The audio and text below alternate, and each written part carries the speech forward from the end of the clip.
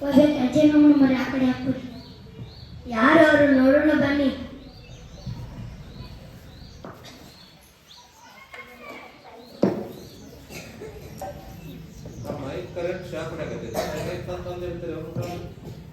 ಈ ಅಜ್ಜಿ ಪ್ರಾಣಿ ಪಕ್ಷಿ ಜೊತೆ ಎಷ್ಟೊಂದು ಮಮತೆ ಇದ್ದಾರೆ.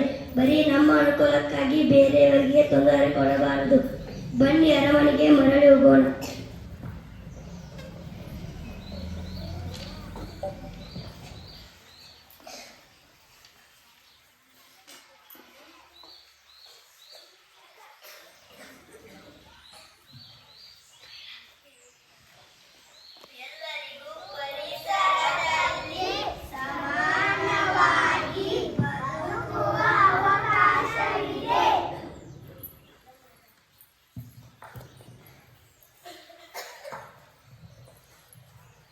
ಚಟುವಟಿಕೆ ಮಾಡಿದ್ರಲ್ಲ ಏನ್ ತಿಳಿಯಿತು?